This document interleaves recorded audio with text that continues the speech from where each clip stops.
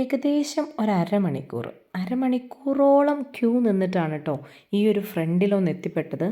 എന്തിനാന്ന് വെച്ചാൽ ദാ ഈ കാണുന്ന ഈ കൊട്ടയ്ക്കകത്തുനിന്ന് കയറാൻ വേണ്ടിയിട്ട്.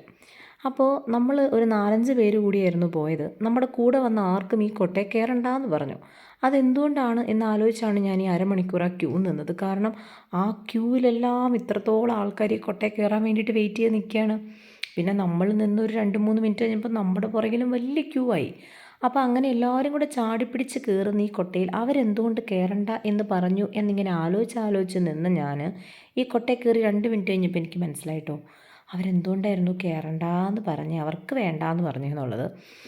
എന്നായാലും ഇത് പിന്നെ പിള്ളേരുടെ ഒരു പാർക്കാണ് കേട്ടോ. അപ്പോൾ പിന്നെ എല്ലാ കാര്യങ്ങളും പിള്ളേരുടെ ആ ഒരു അഭിരുചിക്ക് അനുസരിച്ചിട്ടായിരിക്കുമല്ലോ. കണ്ടോ നമ്മുടെ ആനക്കുട്ടിയൊക്കെ നിൽക്കുന്നത്. എന്നായാലും ഇത്തേ കയറിയിട്ട് ഞാൻ കണ്ട കാഴ്ചകൾ ഇതൊക്കെയാണ് കേട്ടോ. വെറുതെ ഇത് ആ ഒരു വെള്ളത്തിൻ്റെ ഫ്ലോയിൽ അങ്ങോട്ട് പോണു. അങ്ങോട്ടൊരു തട്ട് ഇങ്ങോട്ടൊരു തട്ട്, ഓരോ തട്ടിനും നമുക്കൊരു ചെറുതായിട്ടൊരു ചെറിയ ഷേക്ക്. പിന്നെ എന്തിനോ വേണ്ടി സൈഡിൽ കൂടെയും അതിൽ ഇതിലേക്ക് ഉണ്ടാക്കി വെച്ചേക്കുന്ന ഓരോരോ കാഴ്ചകൾ. ഇന്നത്തെ പിള്ളേർക്കൊക്കെ ഇതൊക്കെ ഇഷ്ടമാവുമെന്ന് തന്നെ ഞാൻ ആലോചിച്ചു കേട്ടോ. കാരണം ഞാനൊരു കുട്ടിയായിരുന്നെങ്കിൽ ഇതൊന്നും കാണാൻ എനിക്ക് വലിയ താല്പര്യം തോന്നൂലായിരുന്നു. പിന്നെ അതിലേറെ രസം എന്താണെന്ന് വെച്ചാൽ ഈ ക്യൂ നിന്നത് മുഴുവനും വലിയ വലിയ ആൾക്കാരായിരുന്നു. അതിൽ പിള്ളേരെ ഒന്നും വലിയ കാര്യമായിട്ട് കണ്ടില്ല. എന്നായാലും അത്രയും നേരം നിന്ന് ക്യൂ അല്ലേ, ഒന്ന് കറങ്ങിപ്പറക്കി പോവാമെന്ന് ഞാൻ വിചാരിച്ചു കേട്ടോ. എന്നാലും ചില സമയത്ത് ചില സ്ഥലത്തൊക്കെ പോയി ഇടിച്ചു കഴിയുമ്പോഴത്തേക്കും ഇത് ഒരു 2-3 റൗണ്ട് ഇങ്ങനെ വട്ടം കറങ്ങുന്നുണ്ട് കേട്ടോ. അപ്പോൾ നമുക്ക് ചെറുതായിട്ടൊന്ന് എന്തൊക്കെയോ തോന്നിപ്പോകും.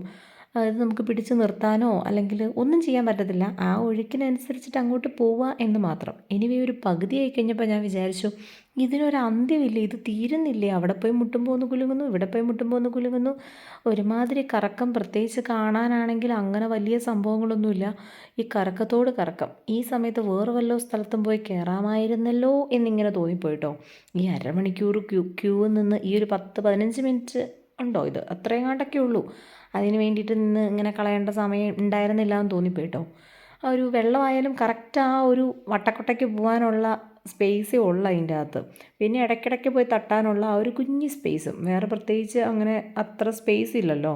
അതുകൊണ്ട് നമുക്ക് വെള്ളവും അങ്ങനെ അധികം കാണാൻ പറ്റില്ല. നമ്മൾ ആ കൊട്ടയ്ക്കകത്ത് കയറി കഴിഞ്ഞാൽ മുമ്പിൽ പോകുന്ന വെള്ളവും പുറകിൽ പോകുന്ന വെള്ളവും പിന്നെ ആ സൈഡിൽ കൂടി ഇവരുണ്ടാക്കി വെച്ചിരിക്കുന്ന സാധനങ്ങൾ മാത്രമേ നമുക്ക് കാണാനുള്ളൂ.